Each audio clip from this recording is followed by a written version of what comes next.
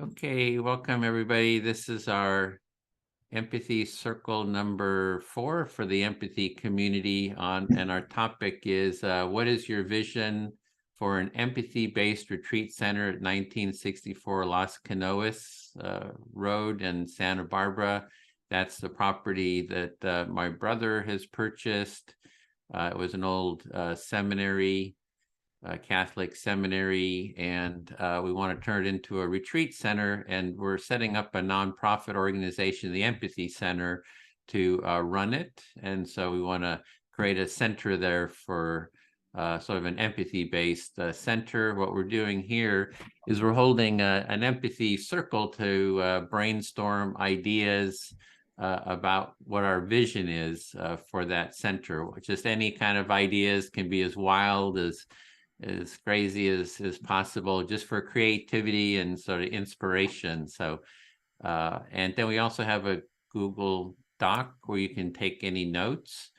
And so we're going to go for maybe an hour and 15 minutes or so, and then we'll take a little time for writing, and then just open it for discussion without empathic reflection. Sally, do you have a video? It would be good to be able to see you. Yeah, I think you're on a cell phone. So, okay, so we're going to do 4-minute turns. Our topic question is, what is your vision for an empathy-based retreat center in Santa Barbara, Las Canoas Road, Santa Barbara? And I think we're ready to just jump in. Everyone here is familiar with the empathy circle practice. We're all well versed in it, and let the ideas fly. So who'd like to be the first speaker and select your listener? Since everyone's familiar, we don't need the facilitator. It's 4 minutes, right? 4-minute turns, right? Okay.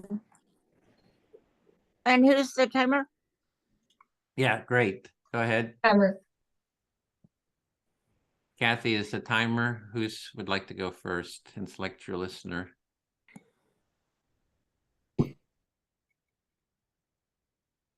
I can go first, honestly, because I have my ideas fresh on my mind.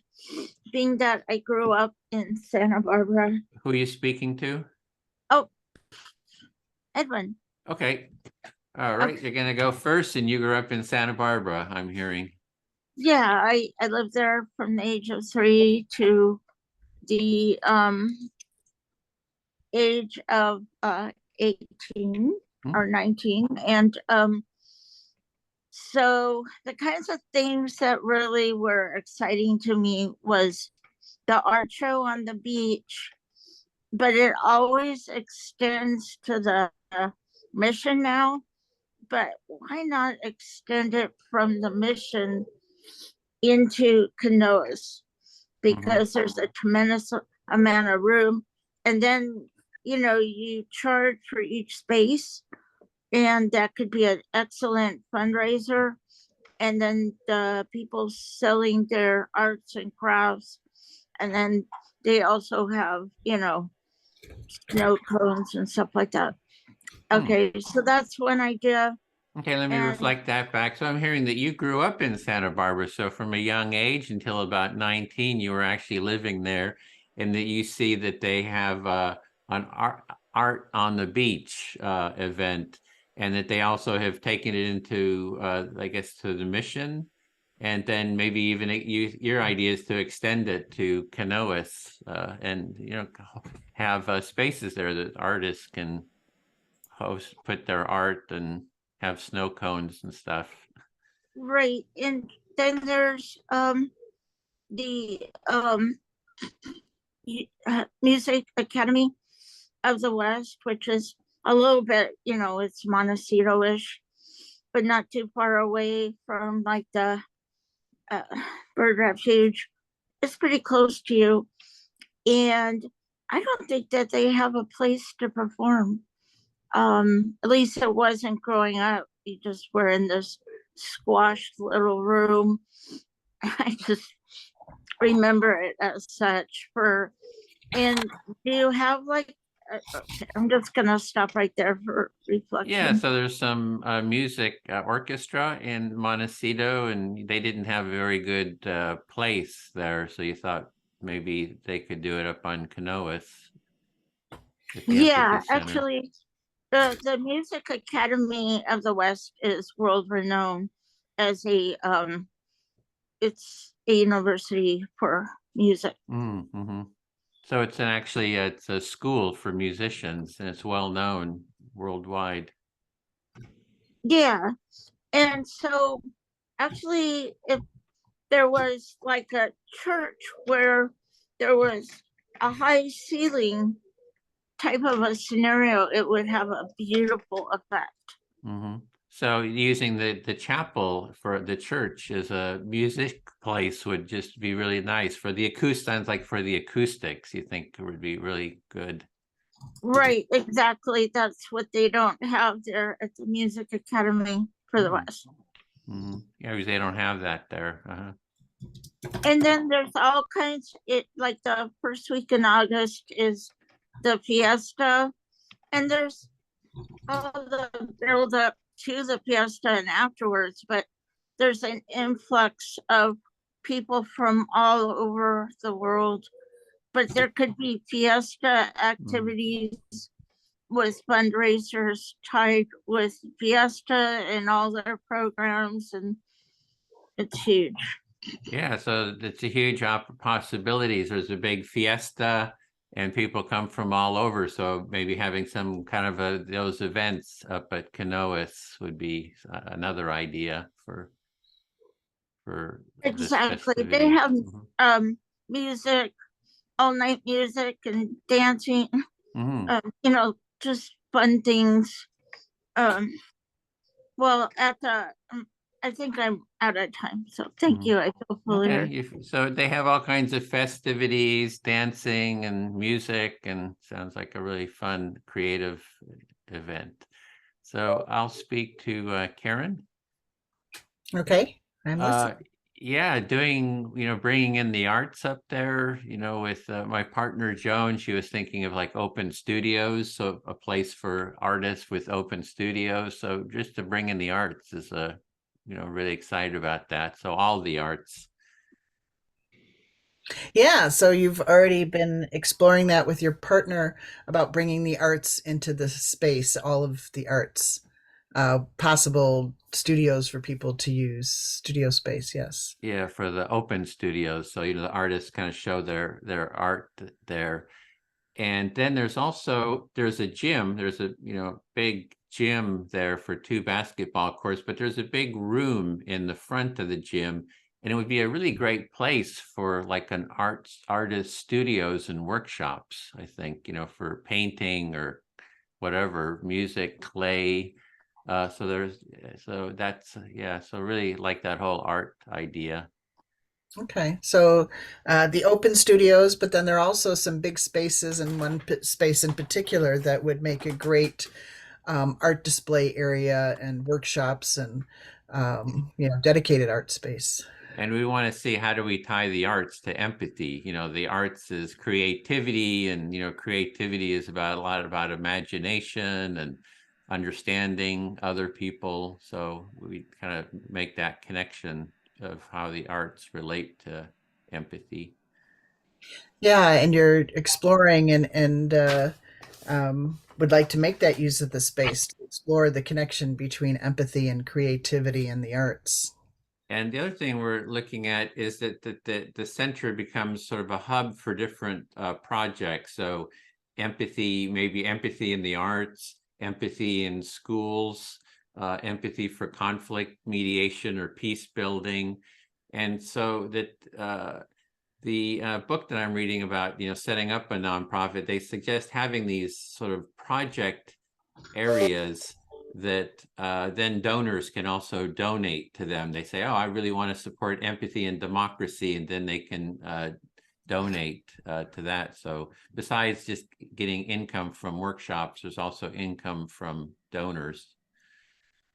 Okay, and as you've been exploring how to set up a nonprofit, you're looking at that and just having empathy and fill in the blank in the arts and in democracy, etc., and tying it into there for a number of the reasons with the whole operation, just because everything running on empathy, if what I'm hearing is a good way to see the world go around. And then, but it also would help with donors. Exactly. Yeah. Because, some donors want to fund operations, the basic foundational operations. Others have specific ideas that they want to fund. So, uh, having like a team that does these different projects, then we try to get the team lead to get, a paid position with maybe some volunteers to support it. So, yeah. Okay. Yeah. And that you're acknowledging that different donors like to donate to different aspects of nonprofits. Some like to donate to operations, but other ones want to have specific programs that their funds are helping. And so this would, give that variety of opportunities for donors to contribute and perhaps better have an opportunity to have a paid person overseeing everything and so forth. Yeah. Yeah. So I'm kind of looking at how do we move, create these projects, get a team lead in there or a couple leads, and then, get funding, and then, so just kind of create that whole process. Okay. Okay, so the concluding reflection, yeah, so just looking at the whole thing on, getting a few things in place, how you get a project manager in, and how to, kind of evolve or basically grow the organization from the bottom up. Exactly. Yeah. I feel very heard. Thank you, Karen. You're welcome. This is a beating heart. Okay. So when I do that, there's purpose to it. Okay, but that is the timing device as well, yes? Yes. Checking. Let's see. I'll have Bill listen to me if he's willing. Sure, be happy to, Karen. All right. Yeah, part of the reason I volunteered for being part of the visioning circle was one, I'm really grateful for the benefit of being part of the empathy training and thought this was a way to kind of give back and hear more about other ideas and just see what comes up in the conversation for me. Yeah, so you're glad to be here. You took the training and you felt that it was very valuable. And so that joining these visioning circles will be a way to give back and then also to see what sort of ideas come up. Yeah. So my initial thoughts that I just got in right before the call on the blotter online were really just connecting with the community and not too different than what Edwin's saying is just like empathy and everything, an opportunity to open conversations. I was thinking more about social issues and justice issues and, looking at what do we need to address to move toward an empathetic culture and put those topics on the table or just ask the community what they're interested in gathering around. Sure. So you feel that it's important to engage with the community and to listen to them and to see what they're interested in, and that you specifically were interested in more social justice issues, things like that, that it was sort of like where your interest lies. Yeah. And then listening to Sally and listening to Edwin just kind of opened me up. And I just last night watched a Netflix program by Brene Brown that talked about that you really can't have great creativity without vulnerability. And what a better place to learn how to be vulnerable in, I try to avoid using the word safe, but in a community setting. And wouldn't that be a wonderful experiment? And I just added it to the list online for people to be in an empathy circle, take a break and go to whatever kind of if they're a painter or writer or whatever, just have creative endeavors, go create something and then come back to an empathy circle. It would make for a really wonderful tie-in and day at the center. Yeah, and so you watched a a Netflix special by Brene Brown where she talked about that you need, for creativity, vulnerability fuels creativity. And so you see a natural synergy there between the empathy circle and artistic endeavors. So people could create art or they go to an empathy circle and back and forth, and those things would actually mutually support each other, the artistic creation and participation in an empathy circle. Yeah. And then also acknowledging social entrepreneurs. So the same thing with, I'm into creating a culture of peace, which again probably isn't very different than a culture of empathy. The mission of the empathy circles, and certainly a big part of that is justice. So even for social entrepreneurs looking to change and make things more in equity in various ways in our society, that also is a creative process. So that's, kind of framing everything on we need more creativity to solve the world's problems and issues right now might tie in well. So you're also thinking that you would like to see a place that would support social, which you've termed social entrepreneurs, who you are, a peace building community. You feel that peace and empathy are closely allied, and that you would, you'd like to see those sorts of social entrepreneurs, which also includes creativity, participate in empathy circles and be supported there. Thank you. I feel very fully heard. Oh, great. My pleasure, Karen. All right. All right, beating heart woman. Come on. Took my last bite. No, we want to see the full mastication. All right. Okay. I'm listening. Sorry, Kathy. Do you want to wait a little bit? Do you want to finish No, your? that was Oh. my last bite. I'm good. Oh, okay. All right. Yeah. So my three ideas are, I guess it's in another document. They kind of went away from last week. I'm sure Edwin has it somewhere in the bowels of his website. So I just kind of quickly wrote them down again because I can't come up with three new ideas every week. It's really a little bit too much. So you have three ideas. You're not sure where they're at, but you wrote them down again. You find it difficult to come up with new ideas every week, so you want to revisit those. Right. Yeah. No. So the first one would be a facilitation training, a shorter version, a 2-day training, where you would have 4 sessions, the core 4 sessions, and then integrate that, as Sally said, with the nature and getting people out. And the idea is then a lot of the trainings I've taken, they lock you in a windowless room for several days, and everything outside is a distraction. Whereas I feel that outside is another way of listening and would reinforce the empathy circle training rather than detract from it. So you'd like to see the 6-week empathy training condensed to 2 days. And between segments or as part of segments, you want to involve the outdoors and other things. You want to incorporate a lot of stuff into it, not just to be stuck in a room with 4 walls and that's all you can concentrate on. Right. And we could have longer empathy. Doesn't have to be, but considering at the startup, when you have 2 days, that limits the logistics problems of providing food and cleaning and house cleaning and things like that. Mm-mm.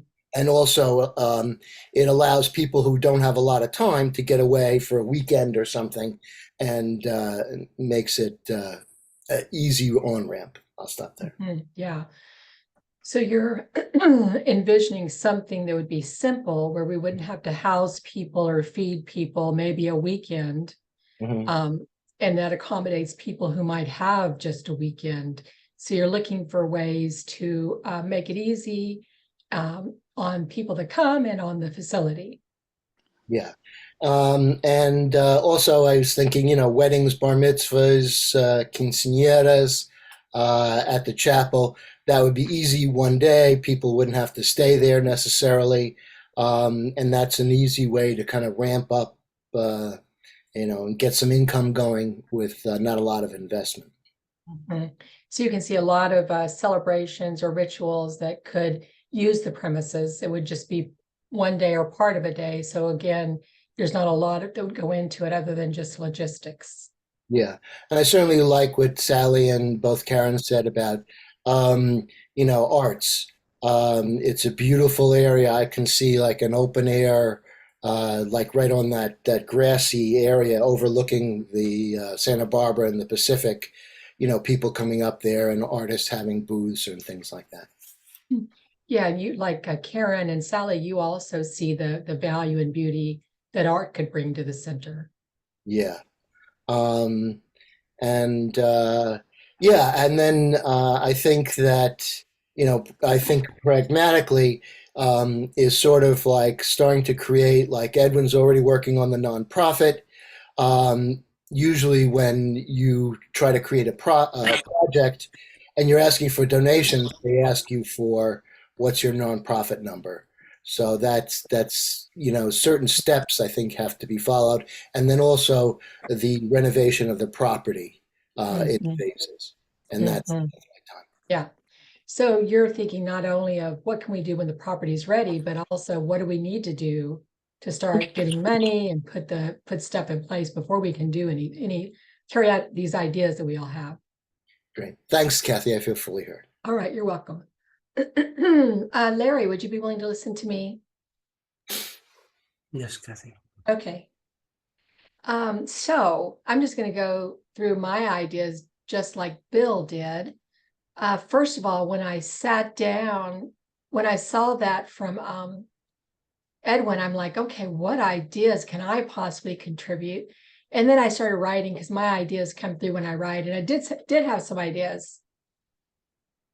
So Kathy, I hear you saying you're going to go through your ideas. When I think you said Edwin first suggested it, you started writing your ideas down, and then you first thought, well, what ideas do I have? And then you started writing them down. Yeah.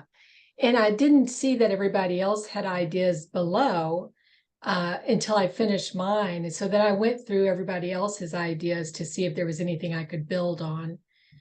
So Linda's talked about CEUs.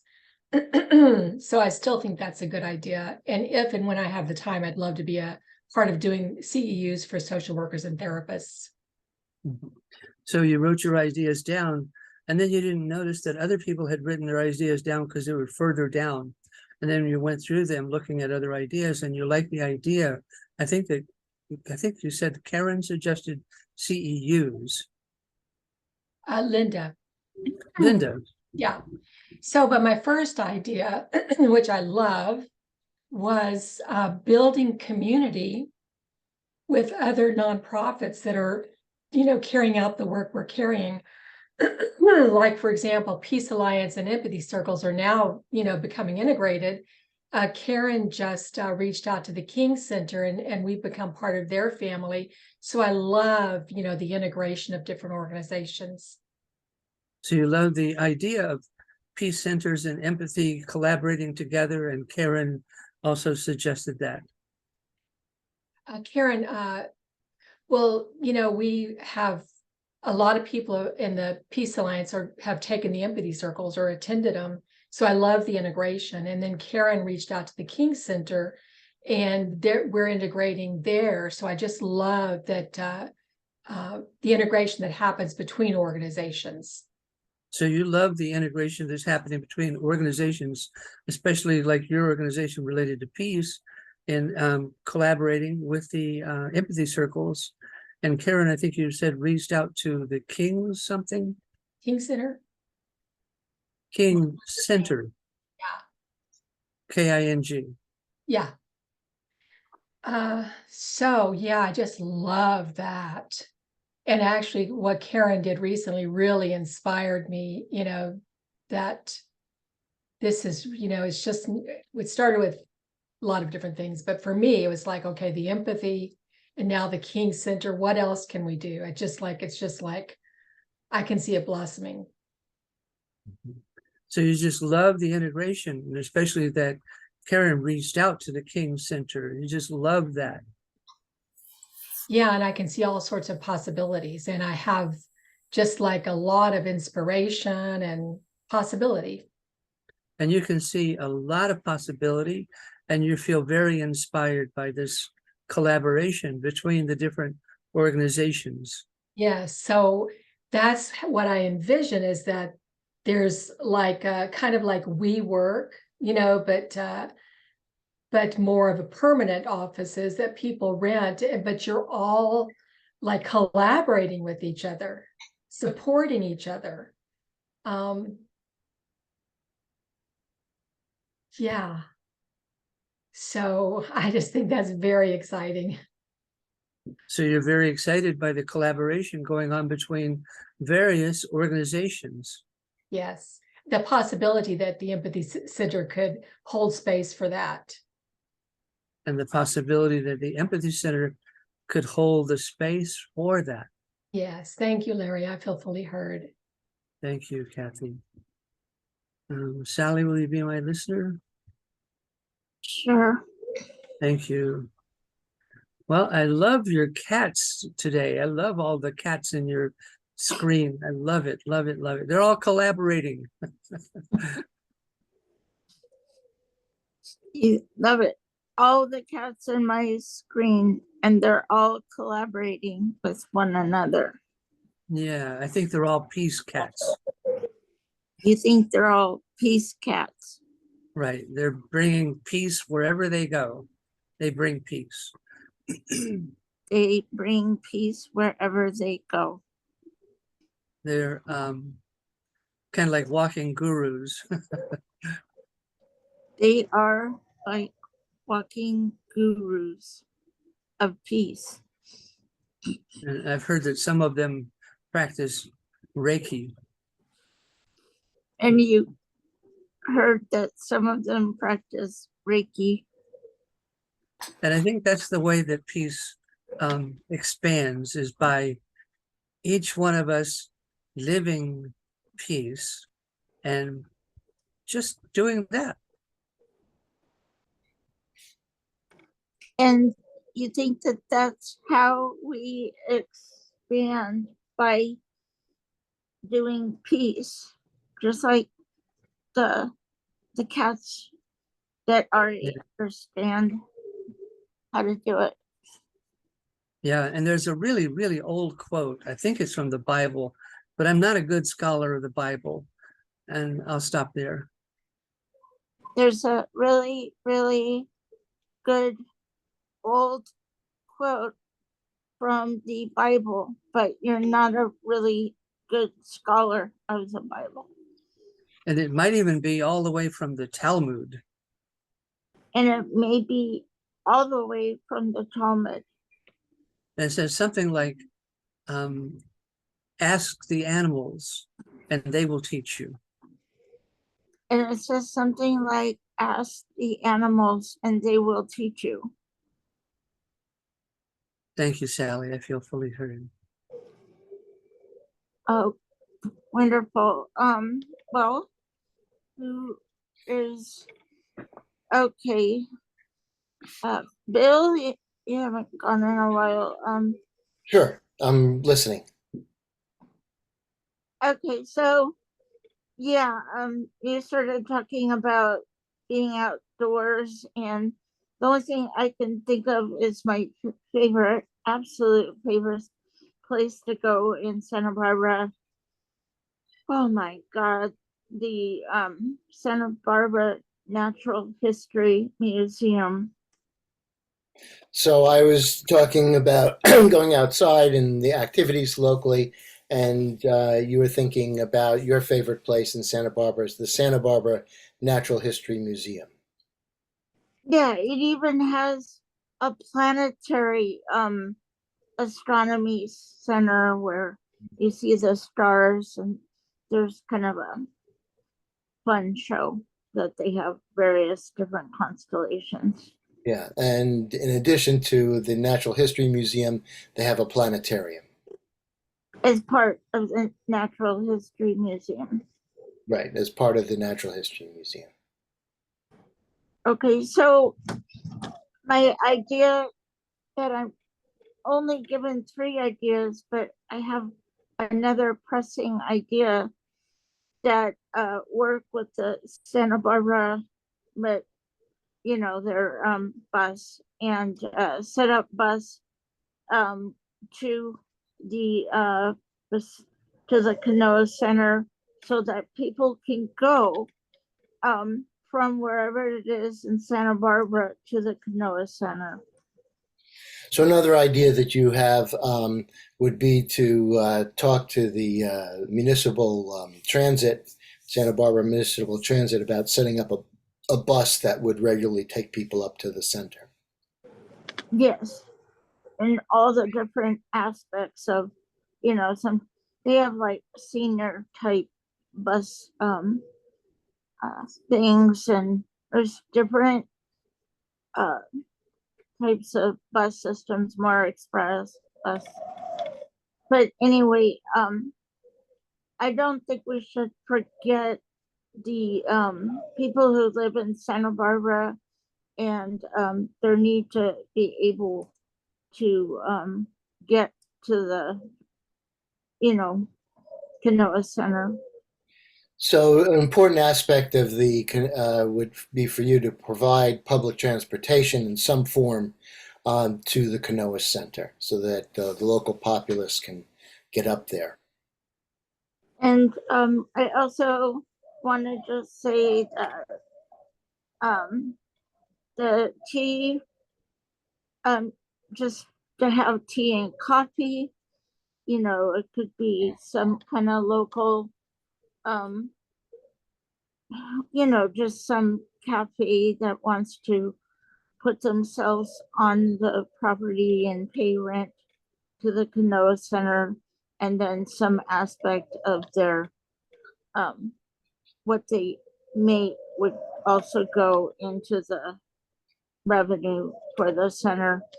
And then adjacent there would be like a library, and you could buy books on piece. I don't know. And play games right there on tables.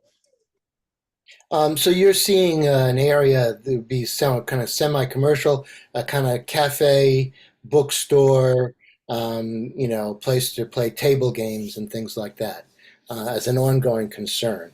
And that the people who would do that would make some money, but then also contribute part of the proceeds to the center.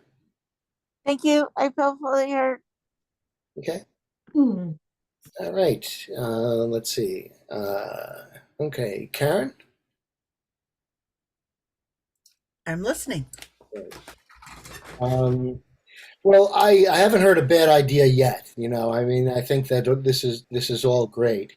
And just for me, in a very practical sense, it all goes in sequence. So, like for instance, if you had a cafe there, that's great. But if you don't have people who come up there, or if you don't have the bus service that Sally was talking about, they're not going to make a lot of money. And it wouldn't be a going concern. So I'm sort of focused here on very pragmatic, practical issues of infrastructure and design to get started. I'll stop there. Sorry, that was a lot. That's okay. Yeah, you started out with saying you haven't heard a bad idea yet. You the way you kind of think is a little pragmatic, and you're kind of, if I'm hearing this right, you're kind of setting things into a timeline, like first things first. Yes, you have to start with the infrastructure. Right. Get the bus route set before you expect people to come in and populate a cafe. And so those kind of things. So you're just kind of looking at everything and how would things be implemented. Yeah. Exactly. So I'm thinking about, what you would need to do to, like, for instance, I think a wedding, if I haven't been there, but as I understand it, the chapel is still in good shape. So a wedding you could do like tomorrow. You could, there's a kitchen there. If the people who having the wedding hire a caterer. The caterer can use that kitchen and things like that. So, because caterers, are they're designed to go to venues and deliver food at a venue rather than just simply being centrally located. I'll stop there. Okay. Yeah, so you're actually even looking at what could happen there before anything else is done. And for example, you believe the chapel is still in good shape, so it could be made available for weddings or that a caterer could probably set up just fine without anything else happening. So looking at those kind of revenue opportunities or exposure opportunities at the outset. Yeah. And then again, you could have longer trainings or you could have a week retreat, but again, those incur additional infrastructure, needs. And so therefore, what would like a first place where people would stay overnight, let's say for one night, what would you need for that? Is it ready for that, or would you need to do some more for that? Okay, so then also looking at if there were going to be a retreat, if it needed an overnight stay, what kind of infrastructure would need to be addressed for that to happen? So just really, and I know you didn't say this, but I think in Sure. spreadsheets. So just imagining, a spreadsheet with what comes first and so forth, and just kind of getting it organized and then looking at it from that perspective.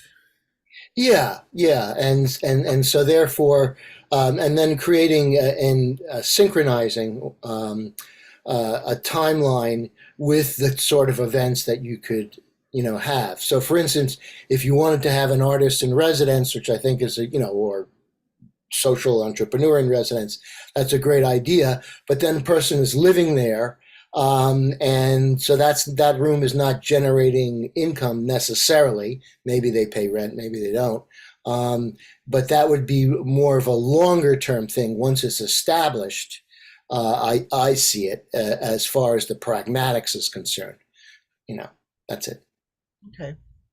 All right. And then just looking at each possibility and what it entails, like an artist in residence may or may not pay rent, or an social entrepreneur in residence, and just kind of really not saying anything now, but just looking at all the different possibilities and when they might be implemented and what would need to happen in order for them to be implemented. Yeah. Thanks, Karen. I feel for there.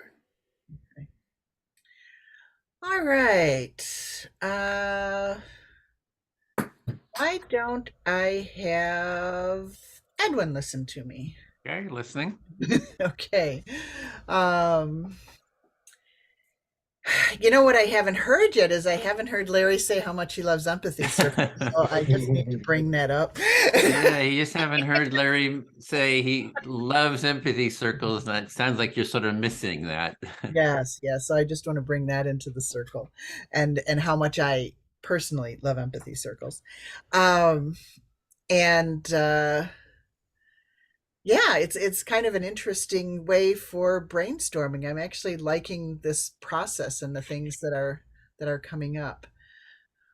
Yeah, you appreciate empathy circles as well, and also see it, appreciate the process as a brainstorming process. Yeah. So I just thought I'd kind of piggyback off of some of the things Kathy said with reaching out to other organizations. And just from the peace movement, I know I did that probably 17 years ago when I started this work, and a lot of the peace organizations were just kind of getting started, or they just needed to focus on their own mission and didn't have a lot of bandwidth to try to collaborate and cooperate. And when I started reaching out about 3 years ago, it was a totally different receptivity and a willingness and a desire to kind of collaborate and find some commonality and increase impact. So it's actually a good time in the history of the planet, in the openness of people working toward cultural change, to look for those kind of partnerships. So from your experience, when you first were working with the Peace Alliance, that people weren't really ready, other organizations weren't ready to collaborate. But now more recently, you found that there's maybe a shift and there is more openness to collaboration. And it's also maybe the times, global times are making it more interest in collaboration. They have more bandwidth too. Yeah, yeah. And it's possible they've gotten the same feedback that we did early on. You know, we are an advocacy organization, so we've been meeting with members of Congress and got that feedback from 2 offices. It's like, well, why don't all the peace organizations get together and they could really make a difference? And it's like, Mm. so I started making those phone calls, and easier said than done back then. Oh, I see. So it's like the politicians were actually saying, why don't you form maybe like an association, get together, it'll be better for organization. And then you actually started doing that and people weren't as receptive as they are now. Yes, yes. And I've thought about that over the years, that if the peace people can't find common ground to work together, how do we expect politicians to do that? And even the ones that are more statespersons than politician. Yeah, so you know, the peace begins within, and with the likely suspects first before we are going to the people that don't have the kind of exposure to information and a heartfelt experience as we do. So there's if the peace community is talking about peace, they should be able to work together towards that. And if they can't sort of model it, you're maybe a little, you know, you'd be a little, people would be skeptical of it. Yeah, yeah, and really that it would make a different impact if we could, and we could demonstrate that.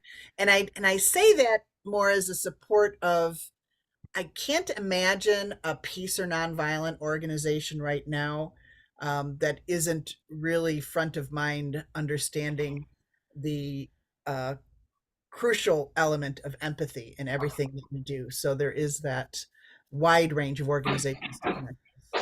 So with the peace organizations collaborating with each other, sort of modeling it would just have the peace would just have a lot more impact, as well as you're seeing that the peace organizations really see empathy as core to their message. Yes. Okay, I'll speak to Kathy. Listen. Yeah, I think for the peace movement, empathy is central. It's like it's so critical. Yeah. Yeah, so you think for the peace movement, empathy is critical.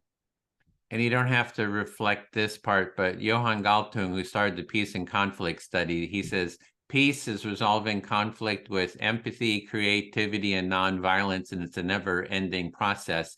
And I think that empathy component gets left out.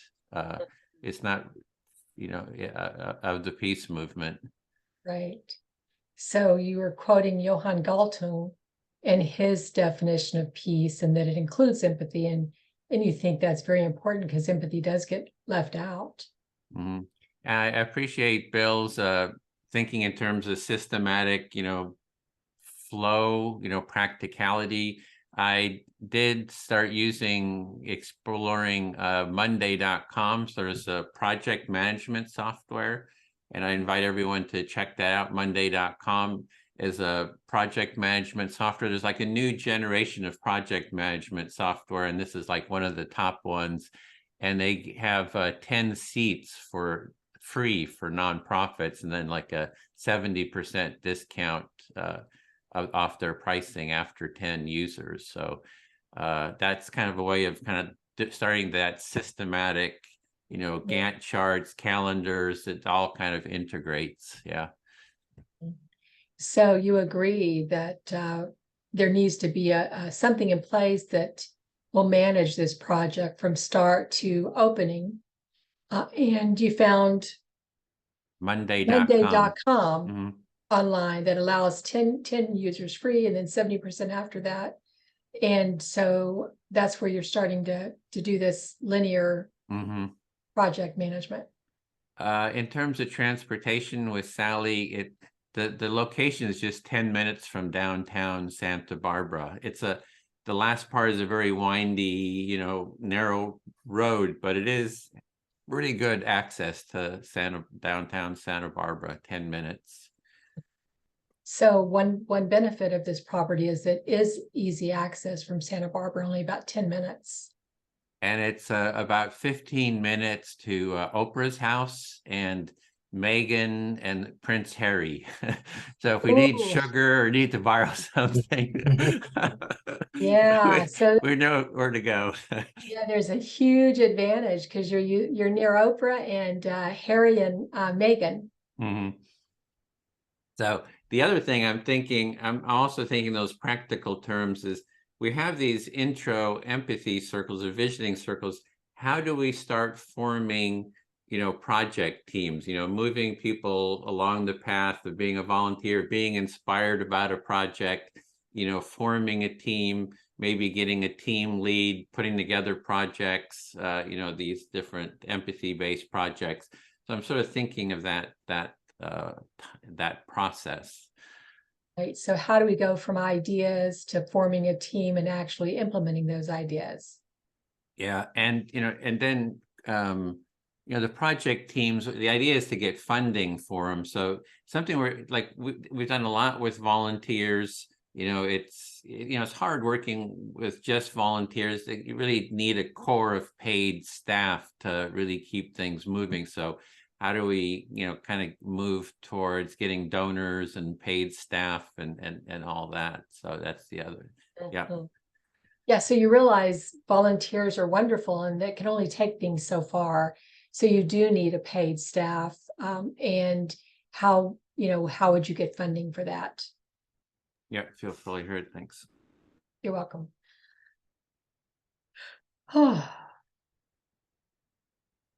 Sally, do you want to listen to me?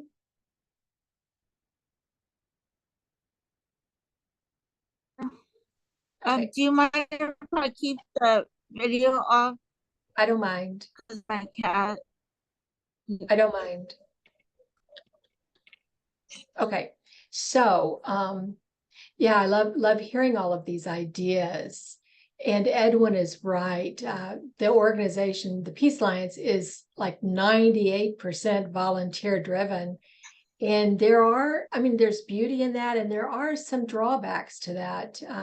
So raising money is absolutely, definitely important. Edwin is right about raising money, and that is very important to fund maybe like 6 people from working in different positions. I don't know how many people, but just to fund a core staff. Okay, you don't know how many positions, but to fund a core staff. Right. And when Edwin first mentioned this, that the first thing I said is you need a well-being coordinator or emotional safety coordinator to tend to everyone, because their conflict is everywhere.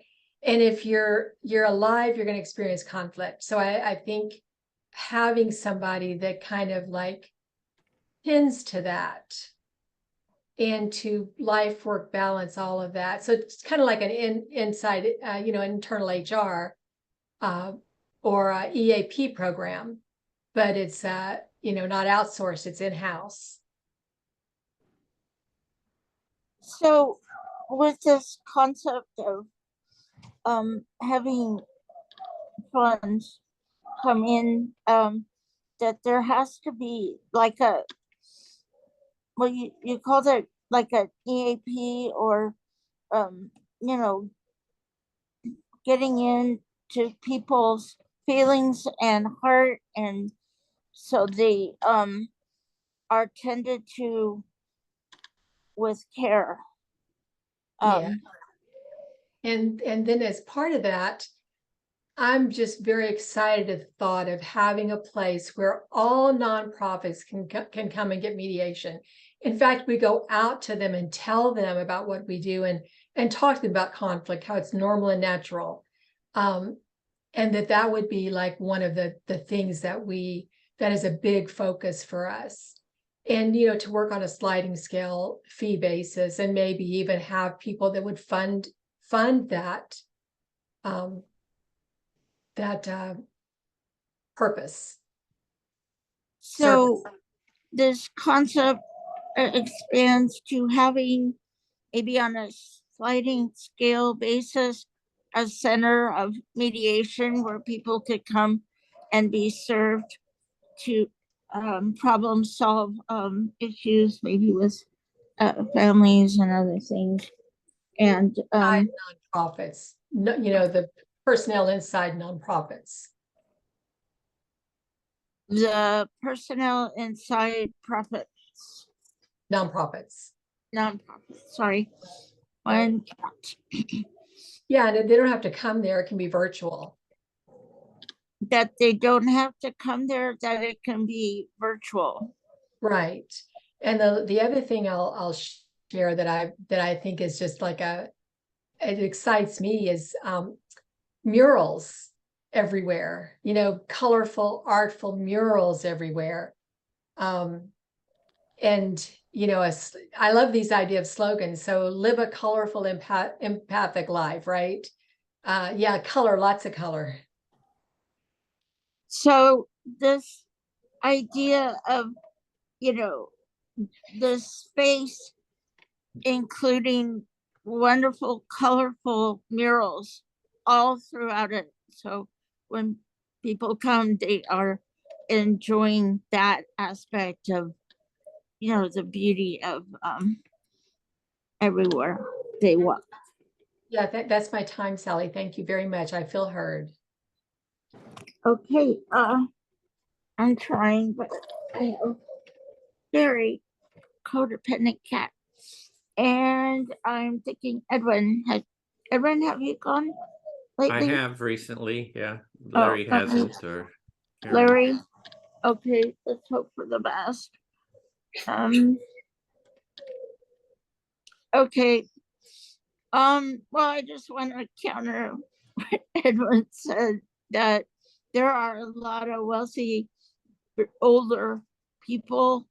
Maybe they all got killed off by COVID, but maybe not, because I know my mom was handicapped and she took those little buses, ADA type buses, all around town, and she donated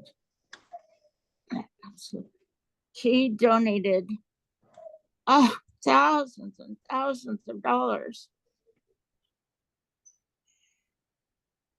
So Sally, I'm hearing you say that, like Edwin was saying, that there are some, I think you're saying wealthy people that live in the community, and that your mom donated and traveled around in the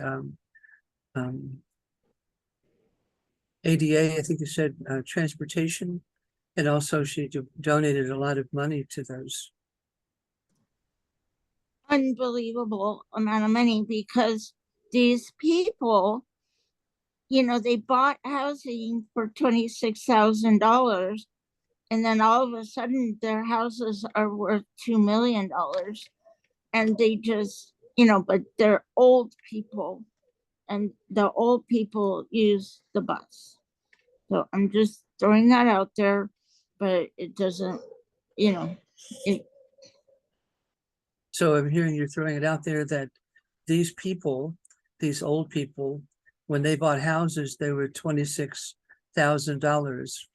And then before you know it, they were millions of dollars. Exactly.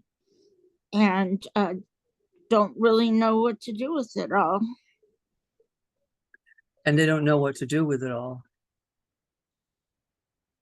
And then in regards to Bill's project, I would go every year to Disneyland with my school, all the way.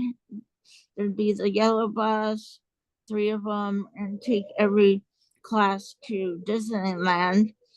But I think that could be reversed, such that LA, San Bernardino, Orange counties could do the same kind of bus to the, you know, like a summer school class, 2 weeks where they come and get educated on empathy. So similar in the way that you used to go every year to Disneyland using the sounds like a bus kind of transportation. They could use some kind of a public transportation to bring people to the Empathy Center for educational events, something like that. No, this was our class, and the entire class, well, it would be the whole grade, and we'd all pile into like 3 yellow buses and then go to Disneyland. So in reverse, instead of going to Disneyland, they go to the Empathy Center and get trained for a couple of weeks, like a summer school. So instead of going to Disneyland, they would it would be like in the reverse. They would go into the Empathy Center for training. Yeah, they just pile up in the yellow school buses, They pile up in the yellow school buses and it's summer school. during summer school. Thank you. I feel fully heard. Thank you, Sally. Bill, will you be my listener? Sure, Larry. Happy to. Thank you, Bill. Well, I've been enjoying our conversation and sharing the ideas. So you're enjoying the conversation and sharing the ideas. And I was taking notes built on, like when you suggested, you know, it's hard to come up with 3 new ideas every week. Right. So you were riffing off of what I said about coming up with 3 new ideas every week. Right. So I went back to my notes and they're the same 3 suggestions that have slightly evolved. So when you checked in your original 3 suggestions, you've seen that they've slightly evolved. They're the same, but they've slightly evolved. The first one was originally to create a large organic garden that will sustain the healthy nutritional needs. You don't have to repeat all this.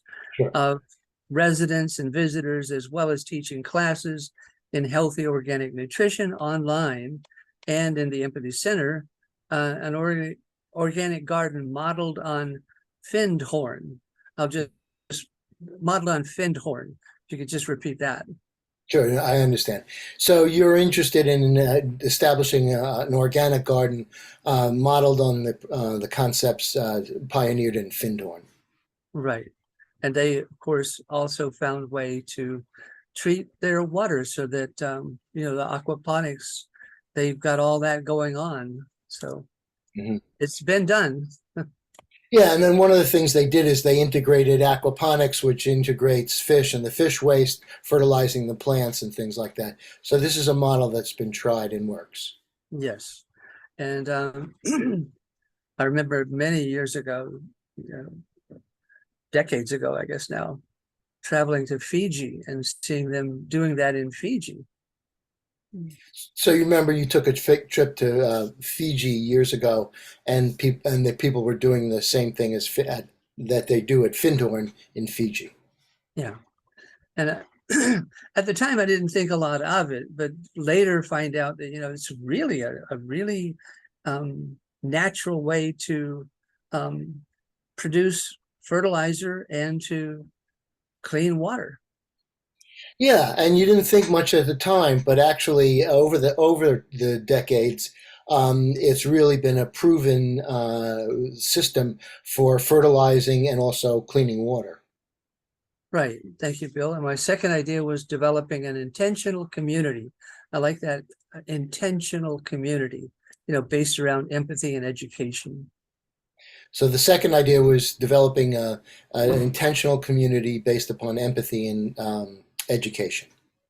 That would provide services for local communities and organizations and schools, including CEUs for colleges.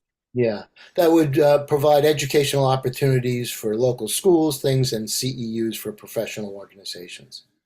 And now my third idea has evolved following Joan's creative suggestion. So your third idea is influenced by what Joan said. And that was to create an open art center for local artists to showcase their original artwork and provide teaching workshops for the local community and share classes online via Zoom and the quote, intentional community educational website.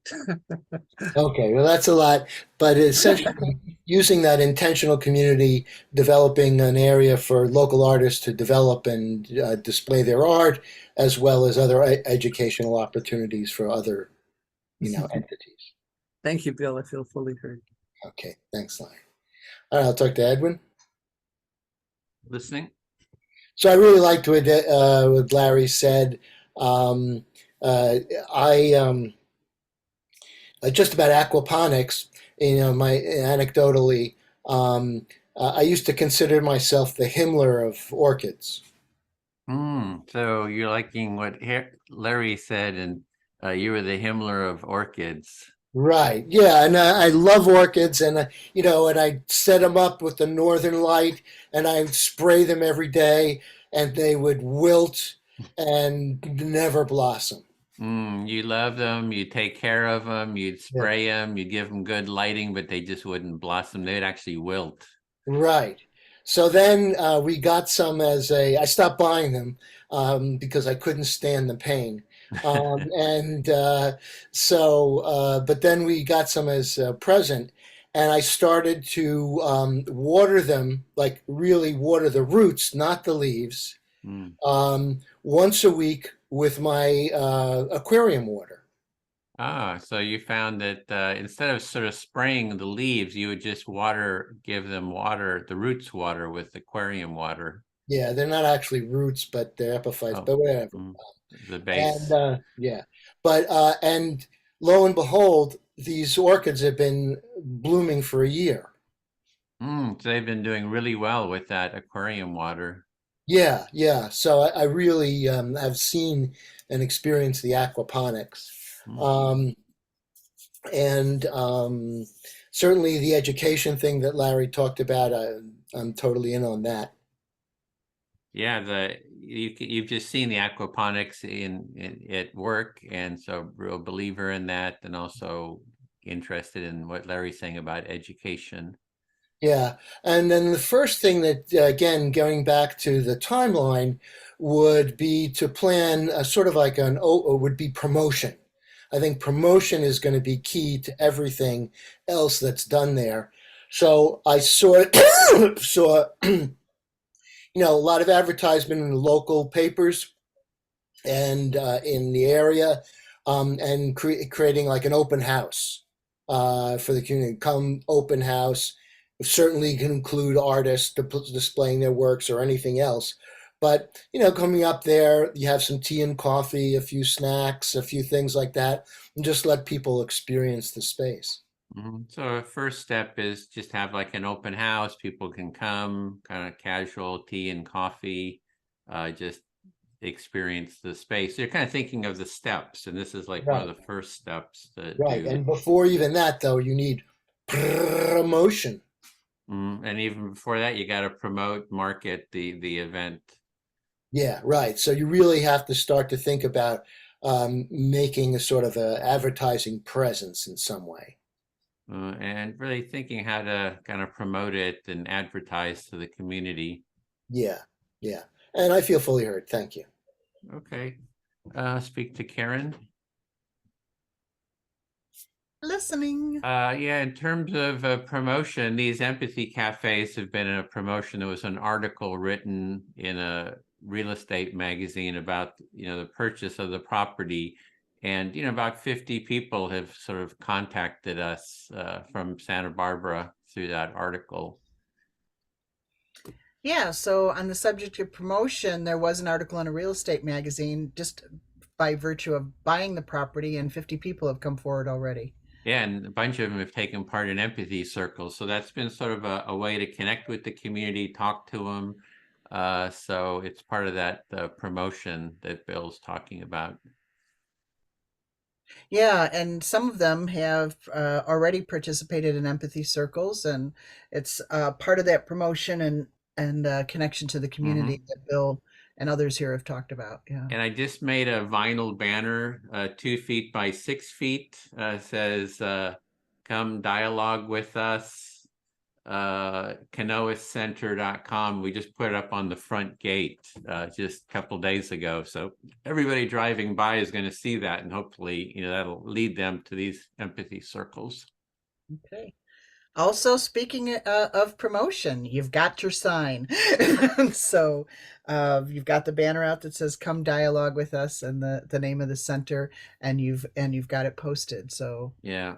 you're stepping in the direction. And right now the meeting space is full of furniture, so we got to clear all that out. We're starting to get dumpsters to throw the bad stuff out, furniture, and so we'll have a space soon for having that event. Yeah, that Bill's talking about.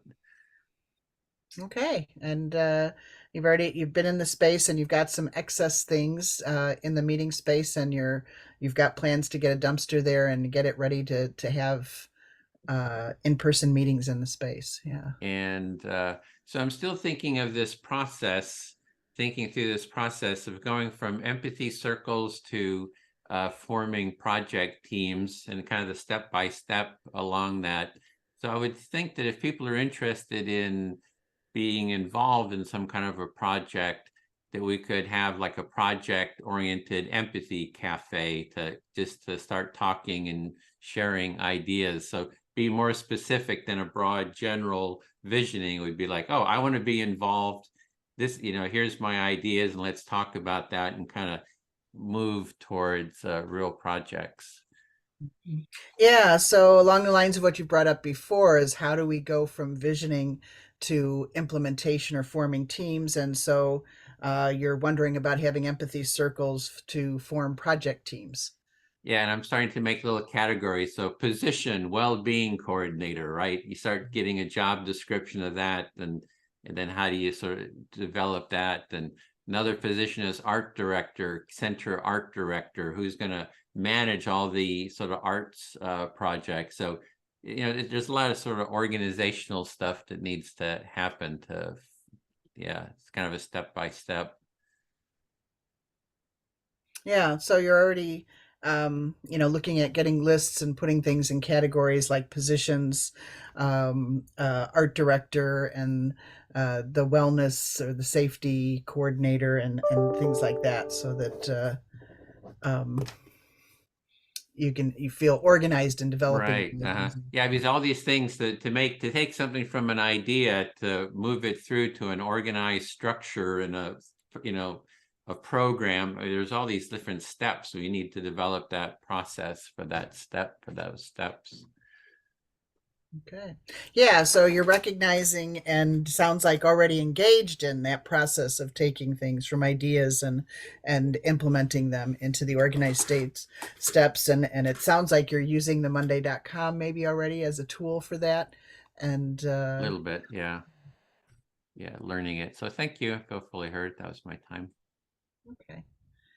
Why don't I have Kathy listen to me? Listening. Okay. Again, there's just so much to soak up and such good information and heart space in the room. So I just want to express appreciation for being here today first. You want to express appreciation for the space that has been created today and the heartfelt presence of everyone. Yeah.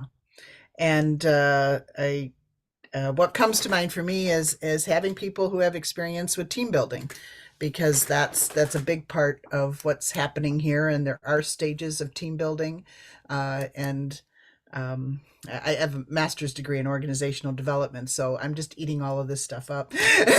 But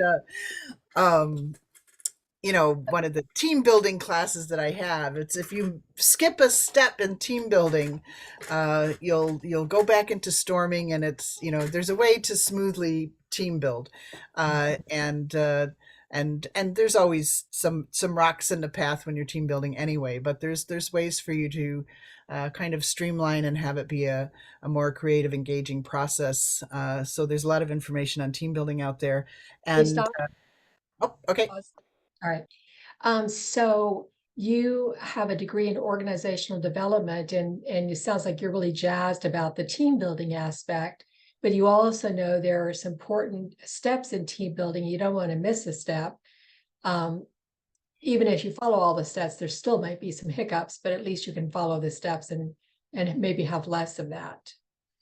Yes, yes. And there is conflict inevitable in team building. And by acknowledging that and planning for it, you know, certainly by the roles that have been mentioned, et cetera, there's a way to create the space for that to happen in a way for it not to derail development, but to play its useful role in it. Mm-hmm. So you recognize the importance of, from the beginning, setting up a process for conflict and normalizing it so that it doesn't derail the team or the work that's being done. Yeah, yeah. And beyond that, I've had training with Mickey Cashton, an NBC certified trainer, on a process that she has labeled convergent facilitation. So once you have your team together, just to get some kind of group consensus or action items from a large group of people. And I really just carry at least one phrase with me, is inviting dissension. And that I think that's important. She talked about, if you don't invite it at the beginning stages of a project, initiative, program, if people don't feel comfortable speaking up and saying, well, wait, what about this? Is this in line with this value or something? That it will come up in the implementation process and might set an implementation schedule back. I'm done with that sentence.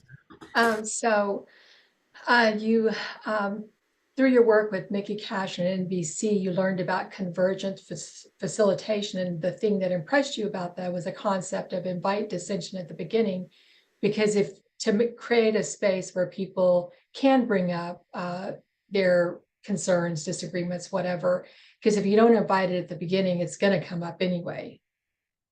Yeah. And I just, oh, okay. I guess I'm done. Okay, my turn. Bill, would you listen to me? Happily, sure, Kathy. Oh. So when I heard about teams forming, that was exciting for me, because while I can help an organization start from the beginning, I'm just like not really jazzed about that anymore.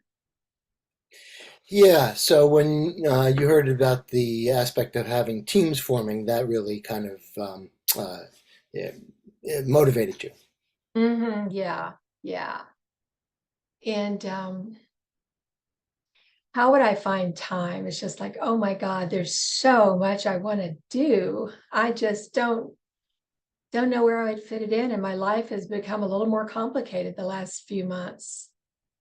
Yeah, so you were excited about it. On the other hand, in practical terms, you would wonder how you'd find the time to work on that your life has become more complicated in the last few months.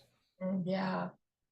So I definitely want to support in some way. I just don't know how that's going to look like, what that's going to look like. And I know I will be grieving that I can't support in the way I want unless I retire.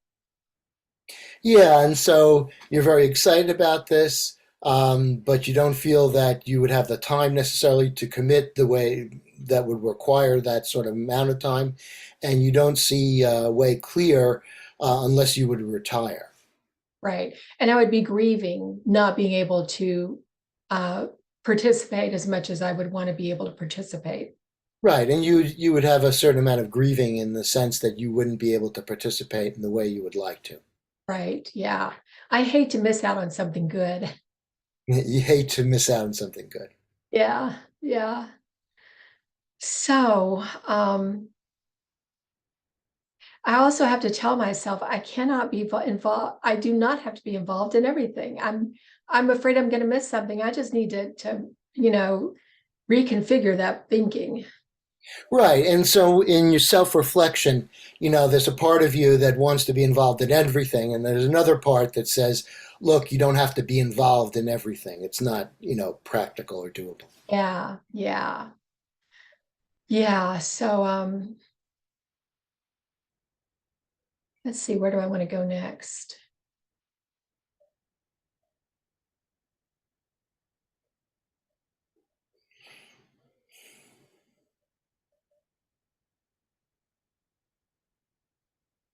Yeah, I think I'm complete Okay. for now. Thank you. Sure. My pleasure. Okay, Larry? Ready, Bill. Sure.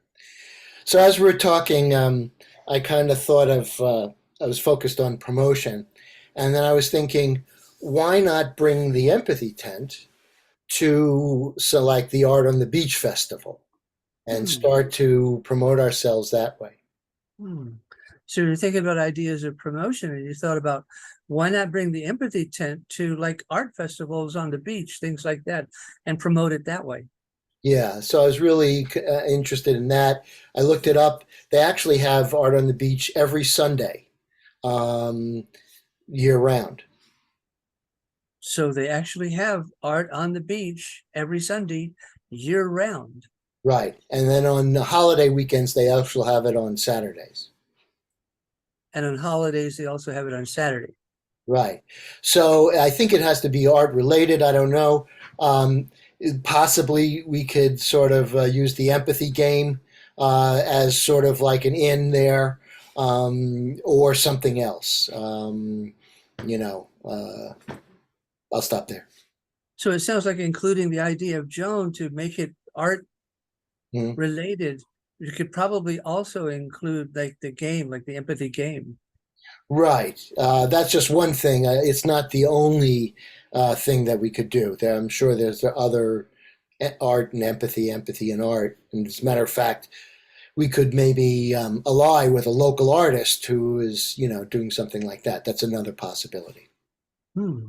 There could be alignment with local artists and empathy, and it's just very inclusive with art. Sounds like something like that. Yeah. We could, that's one of the things is that if we had one or several artists, we could then, promote their work or even sell their work in the empathy tent along with listening to people. So it could be like a collaborative adventure of including a local artist that we're collaborating with, including their art in the empathy tent. So it'd all be like a symbiotic relationship. I didn't say that word, but it sounds like that. Yeah. And thanks, Larry. I feel fully heard. Thanks, Bill. So Edwin, will you be my listener? Listening. I really enjoy these very creative empathy circles related to this exploration. Yeah, you're really appreciating this brainstorming that we're doing here. Yes, it seems like when we come together and share ideas, it's like the bees kind of cross-pollinating the flowers or something like that. Yeah, there's a lot of idea cross-pollination, just like bees. We're really kind of spreading that creativity, maybe inspiration. Yeah. So it seems like a natural, symbiotic, collaborative ideas are being kind of like sprouted, something like that. Yeah, it's like ideas are being sprouted here in the empathy circle. Hearing some real appreciation for that, maybe even some enjoyment of the process. Yeah, there's something enjoyable about gardening. So this is sort of like idea gardening. There's something enjoyable about it. Yeah. When our minds are collaborating and creating ideas, there's just a joy about that. Yeah, when you're just brainstorming ideas and collaborating with ideas and maybe everyone being heard about it, that there's a joy that happens in that. Yeah. And I really do love empathy circles. And you're going to make Karen happy by just saying you really enjoy empathy circles. I really, really do. Yeah, really, really like them. Yeah, I'm not kidding. Not kidding here. I really enjoy empathy circles. Not fooling. Thank you. Thank you, Edwin. Okay. I feel fully heard. Great. Sally, can I speak to you? Yeah.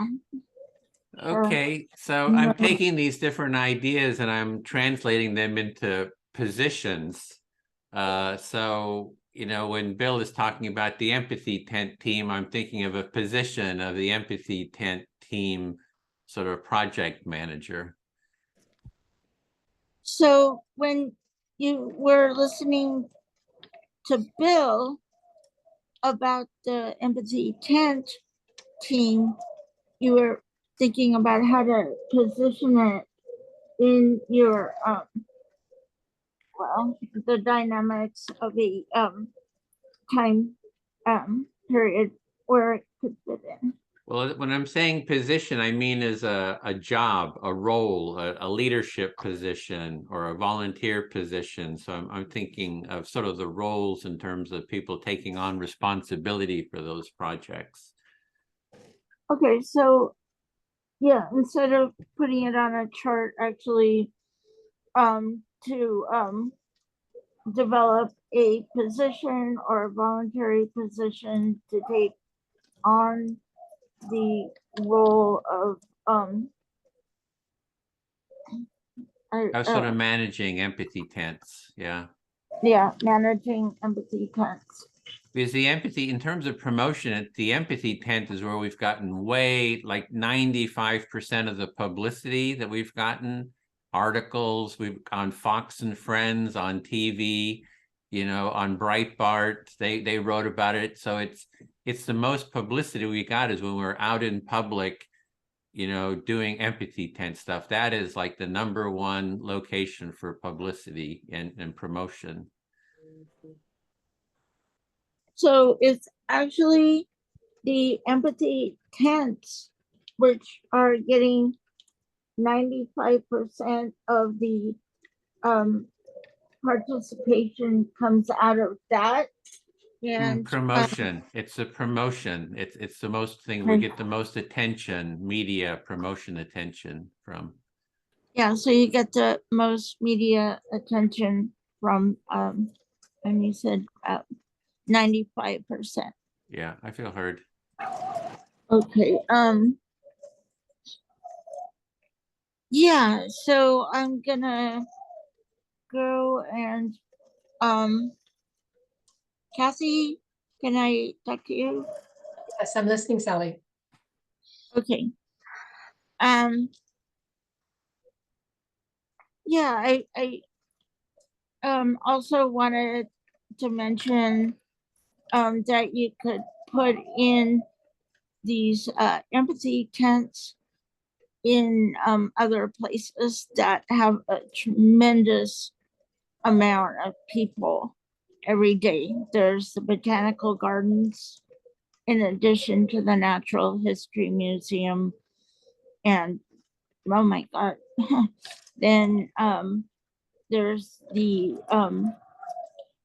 Santa Barbara Museum of Art, and there's several actual museums, but that would be a potential in addition to the Arlington and Granada theaters, which are, you know, classics where people just come in there just to see the buildings.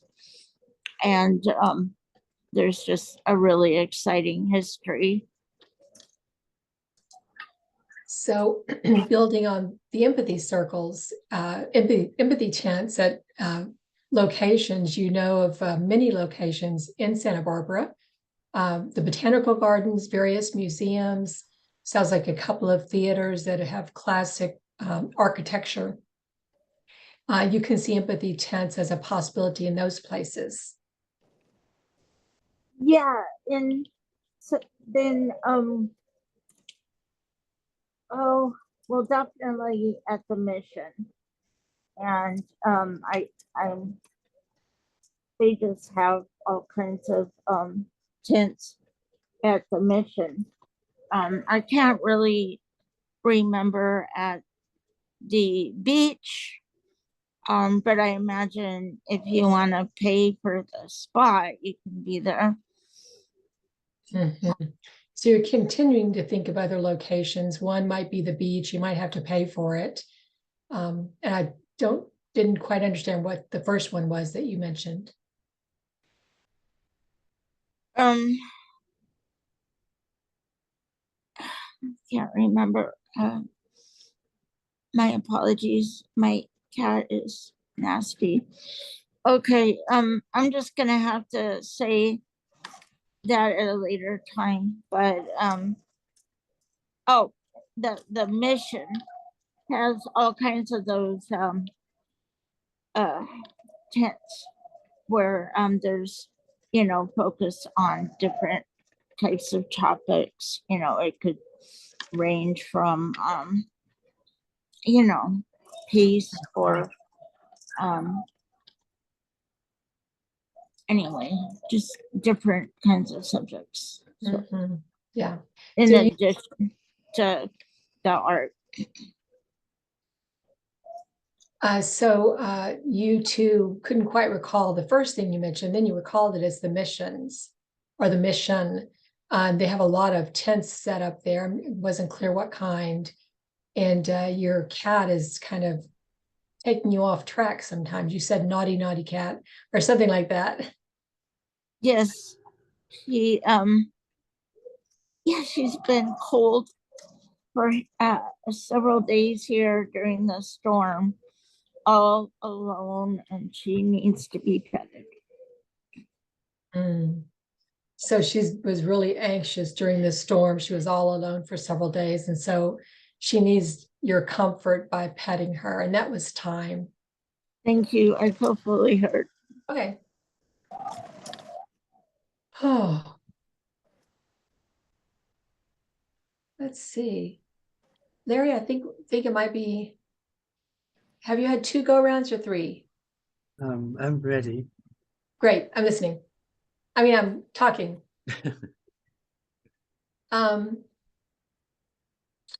So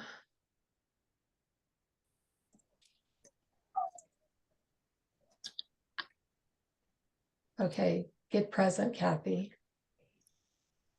I'm not sure that I have anything else to add right now, but oh, I know what I was thinking about. How far short of the mark I fall when it comes to embodying empathy and living a life where empathy is always present. I fall short of the mark. So Kathy, I hear you saying that you fall short of the mark of completely always living, embodying a life of empathy. I think that's what you're saying. Yes, yes.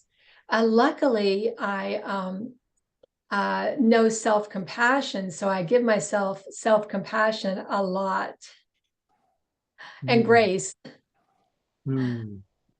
So if this ever occurs, then fortunately, you do know the process of self-empathy.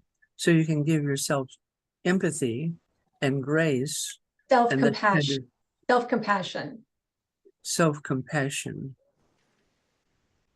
and grace, yeah. Grace. So as I'm thinking that, I'm thinking, there could be a program designed specifically for people that want to embody empathy, not just the empathy circles, but something more a little bit different. So I don't you're know thinking that, exactly what it would be. Go ahead. so you don't know exactly what it would be, but you're thinking that could be a program for people who wanted to embody empathy or compassion all the time, something like that. Yeah, because the big reason I attend the circles and why I'm so committed is because it does keep that front and center for me. every week I know I can come and be reminded of the power of empathy. And one of the reasons you attend empathy circles is that, you know, every week you can come and be reminded of empathy, The power of empathy. the power of empathy. And how it can change your being. And how empathy changes the way you're being. Can change the way you're being. Can change the way you're being. Right. So I think there's something there. I don't know exactly what it is. I'm going to write a note so I can fully, think that out more fully, but it's different from the empathy circles. And I don't know exactly what, but it would be some program called Embodying Empathy. So you're going to make a note to dig deeper into this and be something like embodying empathy. Yes. And thank you, Larry. I feel fully heard. Thank you. Okay, Larry, are you kind of with us just having maybe 15 minutes or 20 minutes of open sort of brainstorming without the reflection? Just anybody can jump in.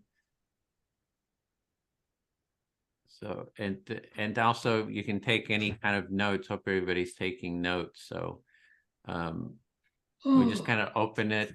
So more of a freestyle. I just quickly say that I love these brainstorming and empathy garden. I love it. I do too. Yeah. I did want to quickly address what you were saying, Kathy. I know exactly what you mean. It's like, how do we embody empathy on a regular basis in our sort of interactions with people? I know as I'm organizing this and interacting with a lot of people, I ask myself that too. I feel I fall short in terms of maintaining sort of an empathic presence, and having a place to talk about it, or even a program to address it outside of the empathy circle. I've been thinking a lot about that too. So I very much resonate with what you're thinking, Cool. the direction. Yeah. Great. I have two thoughts that came up. One on that subject, and one kind of general. I just started RVing 2 years ago, and so this thought came up with Santa Barbara. It's like, oh, we get hookups. I'll come and visit for a month or 2 months and help out however I can. But just kind of throwing that out there as a possibility in the RV community that I've connected with mostly over Facebook. It's a friendly bunch, so to some extent they're already, practicing empathy without saying they're practicing empathy. And a lot of people look for a place to park for free for a month or so, and are willing to work for that free space, or pay minimally for electric, and find their own way to work on their tanks on their own, or so forth. But that might be, especially in with different projects, that might need different types of labor temporarily or whatever. So that's just a possibility. It looks like there's extra space on the property where that might be a possibility. Yeah, there is space for something like that. Yeah. Yeah. What that kind of brought up for me was this empathy tent team, that forming a team that there's the center is located at Canoas, at the center. And like I have a tent, and Bill has a tent, so Bill goes out to different events. This was before COVID. So we would take these tents out. So, but it's creating a process where we go to do street level listening, and we have these tents. And I can imagine doing a tour, the empathy tour with the RVs, right?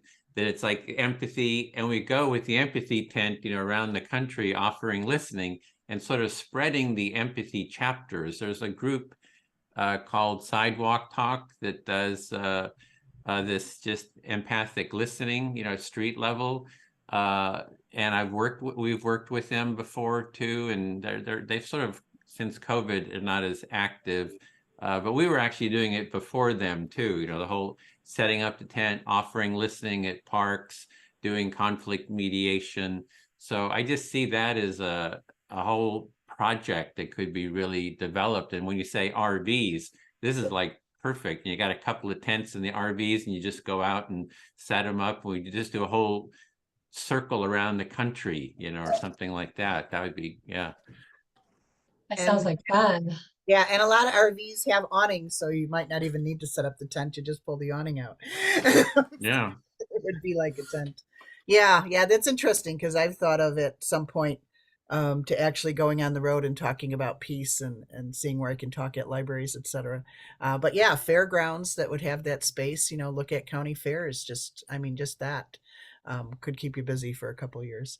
And the other thing about embodying empathy, I've again, this is from the same NVC trainer back in 2007. We had a state coordinator forward suggesting a shortened NVC formula, just getting to empathy and not going to requests as part of the NVC formula, and suggesting that we might practice that. So I've had a weekly empathy buddy since 2007. And then we added somebody, I think about 7 years ago. So we have a trio. And every so often we cancel, but it's been pretty consistently weekly. And so a big part of that too, after practicing that for a while, is the self-empathy. So I can see that embodying empathy and actually teaching people self-empathy. Like Kathy said, she really loves having this in her schedule to remind her and to keep her practicing. And that was one of the benefits I saw after a couple of years of regular practice is, or I didn't think, oh, I wish I could call my empathy buddy right now. It's like, okay, let's start practicing self-empathy in the moment. And so that it becomes a regular way of life. Yeah.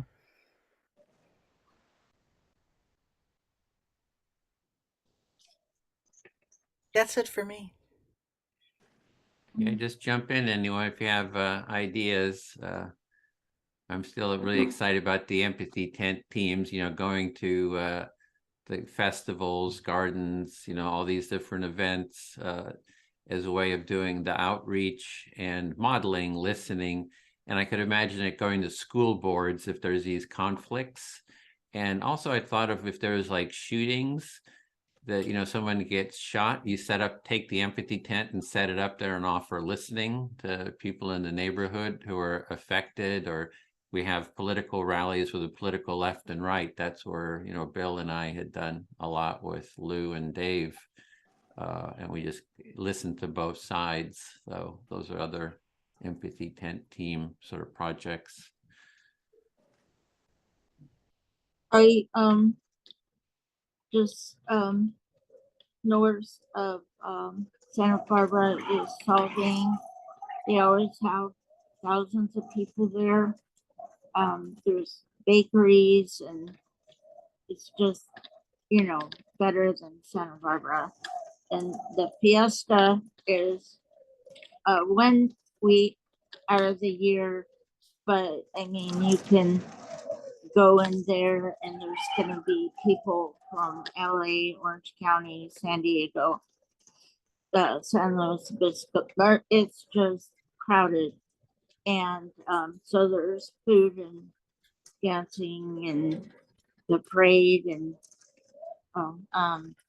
then there's the courthouse gathering at night where it's hundreds and hundreds of people, at least maybe thousands.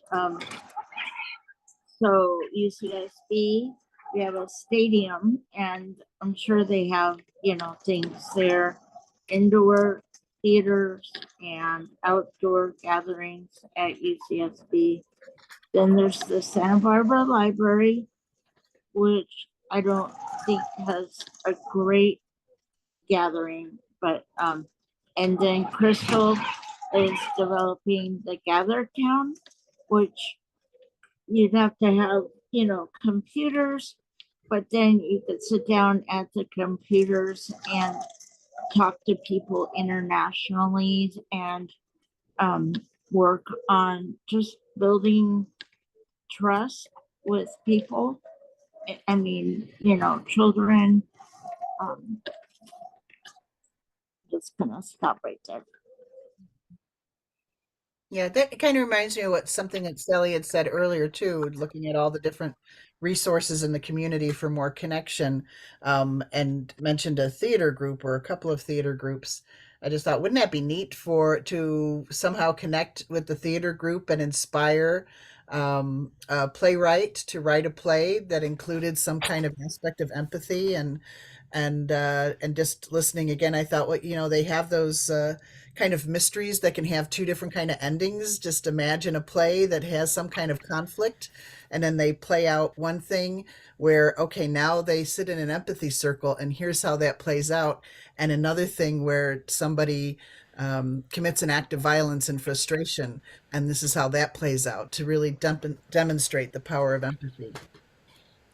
Well, there's Santa Barbara City College, and then San Marcos High School has the plays, playwrights, that kind of thing. Yeah. I'm not sure if I said that right. San Marcos High School, maybe Santa Barbara. There's a high school there, Santa Barbara High School. Yeah. And Larry mentioned before having intentional community there. I visited an intentional community for about 2 years in Indiana. It was about a 4-hour drive away, and connected with an organization called the Emissaries of Divine Light that had intentional communities around the world. So that, and there are, so I just became aware that that's a challenge in and of itself. And there are a lot of different types of intentional communities. I think they have a national magazine to help people navigate the challenges of intentional community. And yeah, so that would be a whole another endeavor. But it would be interesting. I think they usually would form with empathy as a key value or ticket, but different things can happen in that context. But that might be an interesting place to bring empathy tents and to learn more about their process as well.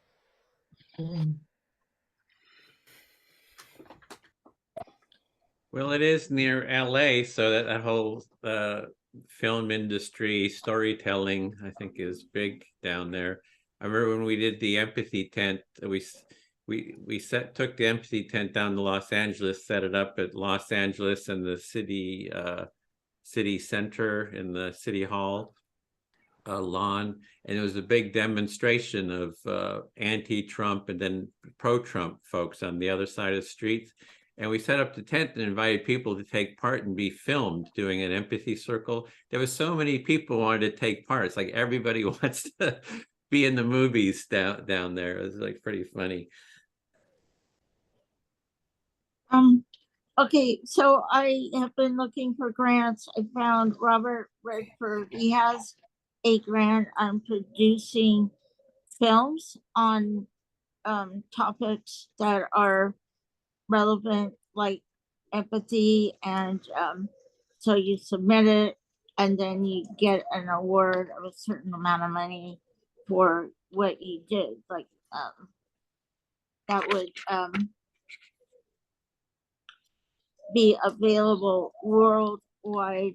It's just going to be published and available everywhere. So thinking strategically speaking, I think that we might reach out to the artist community, offer a free facilitation training. In other words, if you want to have a more of a permanent presence or a project manager, get some people, some indigenous Santa Barbarans, and get them involved so that they could take the tent out, fairly regularly to the art festival.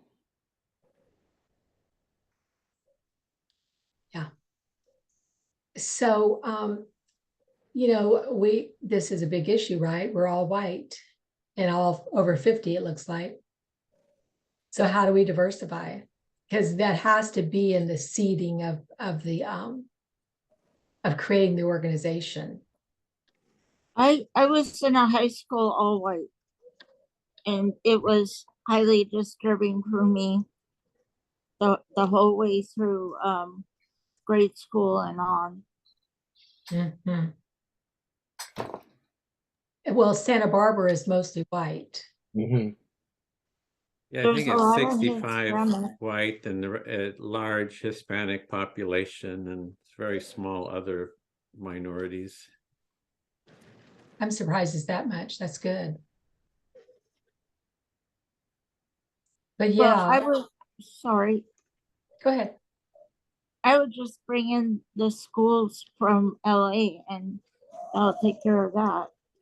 No, I'm talking about the leadership, including diversity in the leadership while this is forming.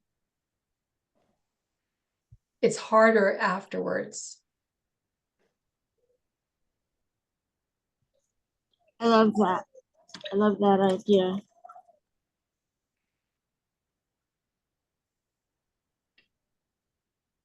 Yeah, we definitely want a variety of perspectives and cultures and so forth. What about Priyanka and I mean Dwayne, Linda? I don't know. They're both. Linda's they're part of all it. great. Linda's a part of it, but we don't want just one person. We want a mixture of a lot of different cultures, intersections. You know, I'll ask my brother because he knows everyone down there. It's ridiculous. I would think that if you reach out to the artistic community, you would naturally get a little bit more diversity there than the general population. Yeah. So, Edwin, when I first came aboard, it's been almost 2 years now, there was a lot of diversity. That's what really attracted me also. And it seems to be thinning out and is mostly white. Yeah, the last circle or two training has kind of shifted. I don't know what the issue is there because it was very extremely diverse. What happened is with you know, I had created a LinkedIn event for it that went sort of viral, you know, for the training, and there was actually 7,000 people, you know, said going or something like that. It was a huge amount. And that really created a really diverse sort of attendees.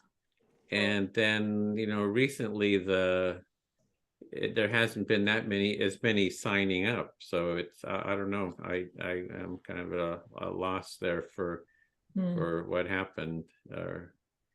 I think it was people from also other countries COVID. too. There was something about COVID. Yeah. I Oh, don't know. maybe. Yeah. It's like, it's the whole training has gone down in terms of like it was really building. It was like we were having as many as 40 people sign up. And it was like, oh, how do we sort of manage this? And I thought I was going to kind of grow exponentially.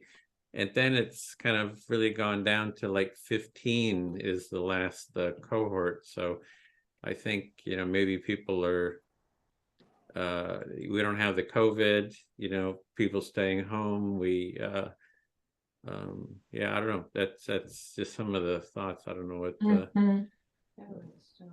I COVID's still there, but Osu, Andy, I know he was like connecting with me at some point, and I do wonder we need to do a sliding scale for people in Africa and South and Central America because of, and actually, not to mention, you know, the Arabic countries with everything that's going on. But I don't think we're gonna get them without the sliding scale part. we do That have a has to sliding be- scale. There was no fee for taking the training before, but then we'd get a bunch of people who would sign up and they wouldn't follow through. They just wouldn't show up. So I thought, well, let's, you know, have a registration fee, made it $30, and then it's donation beyond that. And the $30 was optional. And a lot of people actually, they just say, I can't afford it. And so we just say, we just waive that. So, but they have to, we make it an option. So it's totally free if, you know, people can't afford it. So I think that's not the issue. Could be maybe lowering it to 20 or something for the registration. So it's maybe 30 seems like a bit of a barrier to some people, but I think we do need something there for commitment because it's a lot of work to sign people up and then they don't show up. I mean, it happens, you know, happened quite a bit. I think Yeah. it's been better with the registration, or at least if they don't show up, you feel like, well, at least they, Yeah. they contributed something for the time we put into vetting. There's a lot of vetting takes place to email them, there's a back and forth to explain things to them. So maybe that's something, reduce the costs a little bit. Yeah. Well, we also don't like have an outreach team. So like I haven't seen Dwayne in a while. So is there a team that reaches out to people that were coming and then aren't coming? Like BJ, when I saw her in the training, I hadn't seen her for a long time. Mhm. So maybe that would be helpful. I think there was like some kind of disagreement between DJ and Dwayne and some other person, because I'm hearing all this stuff from Crystal. But it concerns me about the how people are not getting along with one another in an empathy culture of empathy group, and it's mind-boggling because we should Yeah. have That's going a to happen anywhere, system. Sally. Yeah. It'll happen anywhere. Well, And I'm we just have a throwing it out process there. too for talking to people. People sometimes, conflict happens. If I'm aware of it, I reach out and I say, let's have an empathy circle. And we've sort of mediated multiple circles, around that. But yeah, I think, putting a position, I just had outreach team position. So, it's not, it's more like, hey, if I'm worried about this, if people are worried about it, I think Jana mentioned it, and it's like, here's a role for you, here's a position, take the responsibility. So it's like, who's going to take responsibility, have a position, people take responsibility. And also in terms of people being in conflict within the training and stuff, it's been pretty good. We've had a process. We can't deal with people's personal issues outside, but we do, like I think you were talking, Kathy, about having a center for, you got conflict, you come to the wellness center and you have a space there for kind of working out your personal issues. So I think that's a good idea too. Well, I'm going to reach out to Dwayne because I just now in our talking realized I hadn't seen him in a while. I mean, I remembered it and then I forgot it. And then now I haven't seen him for a while. So I'm going to reach out to him. Maybe if we all reach out to people from other cultures that we know we haven't seen for a while, maybe that we had a connection with, maybe that will, let us know what's going on. Yeah. And there's also, we're encouraging people to set up their own trainings too. So there is a group in Italy that Right. Gabrielle there, and then I know Dwayne's been helping there. So, it's also, we're not doing everything in-house. We're glad to support people and, promote her event and stuff. So, but Dwayne was really involved. Yeah. Mm-hmm. Yeah, he would be good to get I'm going to reach out to him. Yeah, that would be excellent. Well, anyway, we've got 4 minutes left. We want to keep us on track. Thanks everyone for taking part. Maybe we'll just have, next week is the next one. Invite friends. I haven't promoted the circles, to the larger, our email list of 600. We wanted to sort of ease into it. But I'm going to start promoting it, kind of bring, people from the training into the, taking part, and we'll just kind of keep these going. I love all the ideas. I've been taking copious notes here. So that's me.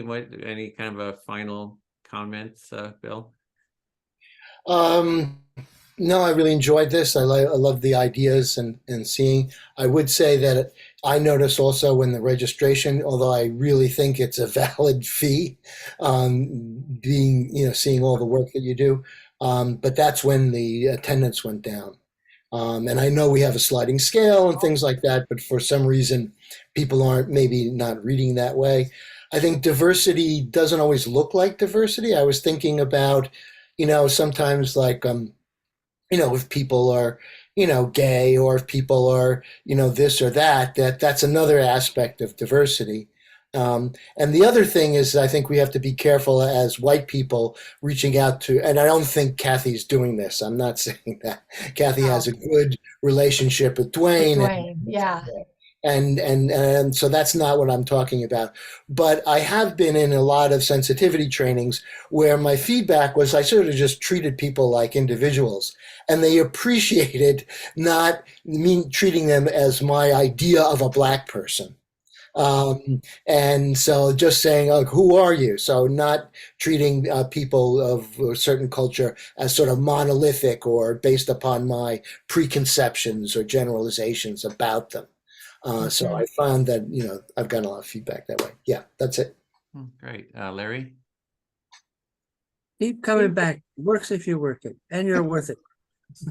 Okay. Sally? Yeah, I'm working with a group in Rusinga. It's an island in the Lake Victoria Canyon. And anyway, he said, what is the empathy circle? The leader of the chiefdom. And so I want to get him on board so we can progress. Okay.